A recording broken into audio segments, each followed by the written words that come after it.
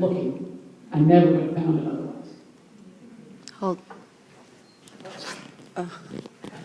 Let's see what happened here. We'll see what happens here. All right. Oh. There it is. That was easy. A silver-spotted skipper. They were all over the place. They were all over your gardens when I was here. It's just a small little butterfly with a white spot on it. And it has a great caterpillar. It wraps itself up in the silk.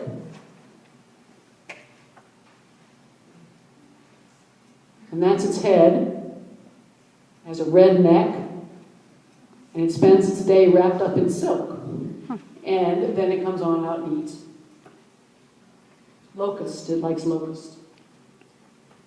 And I know you want this in your garden. This is the one everybody does hate. It's the cabbage butterfly, the little white one, whose caterpillars eat all your cabbage and lettuce.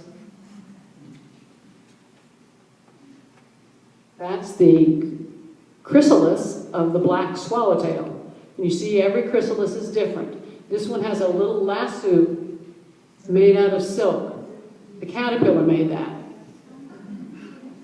It holds itself on there until it closes as an adult. And that's the adult. I know you've seen that one. It's a black swallowtail. And this is a Cecropia moth. And this is the time of year before the leaves come on the trees. You can find this kind of cocoon. It's going to be that beautiful big moth. I have one of those cocoons over on the table that's already emerged. Now, a lot of birds in the wintertime that are staying around here, that are insect eaters, like chickadees, will peck open cocoons because they know that in there is the protein. Okay? The caterpillar and the cocoon have lots of protein, and the birds know it. So if they find them, they'll consume it. This one is not a caterpillar that's going to be anything that I'm talking about today. It is called a sawfly. And a sawfly will be on your trees a lot of times, a whole bunch of them. And they're going to be a little wasp of some kind. And there are many kinds. I just had to show this one just because the hummingbird is harassing the monarch. And I don't know who won. If you don't know what milkweed seeds look like, this is it's not common milkweed, it's butterfly weed, which is a beautiful flower. And you can plant them around here, and you can even plant fields of them. And they're very attractive to all kinds of pollinators. But this is the seed of that plant.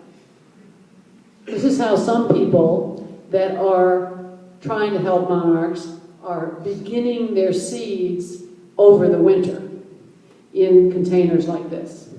And there's handouts that I have over there tell you about what to do and some websites to go to and all that kind of thing if you want to start some milkweed. This is just telling you, even the dandelions are good. Because they are host plants. And then you can eat them too. And you can make wine on them. And you can use the leaves, can't you, in salads?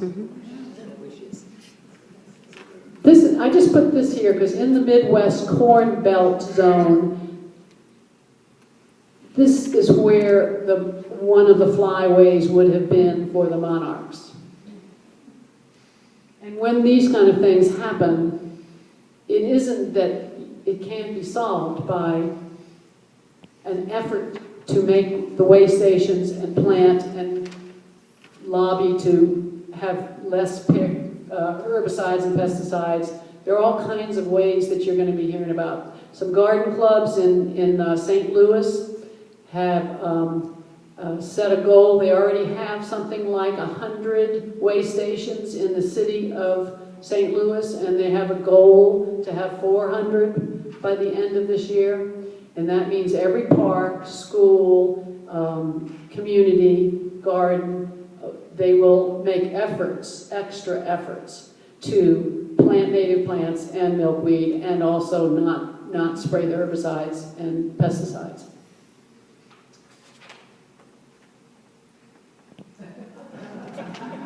Even if everybody planted one plant in this run, you'd have some milkweed, you'd have some monarchs come through Westminster Canterbury. And this is the kind of field they're looking for. That's common milkweed. Plenty of space, plenty of plants there. Can I tell you a milkweed? Excuse me? Can I tell you a milkweed tale? Yes. Has nothing to do with butterflies. That's all right. But during World War II, as a child in school, we were let out of school on certain days to go pick milkweed to get the kapok out of them, and they used them in life preservers. And we had every now and then a milkweed holiday.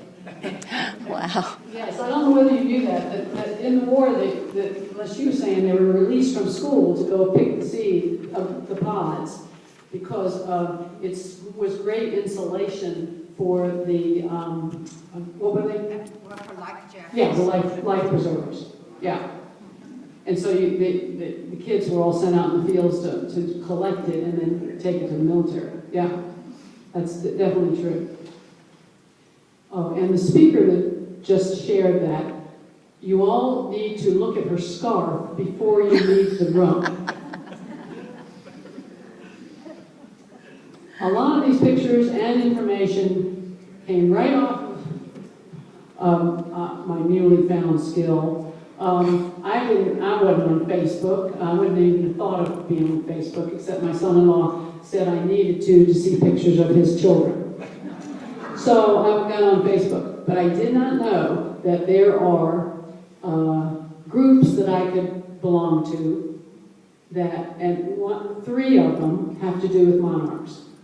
And then of course Monarch Watch, and there are there's a list on the paper on the table of all these groups that are making huge conservation efforts to see if we can do something about the monarchs, and not just the monarchs, it's the other pollinators too. What about bees? And bees, yes.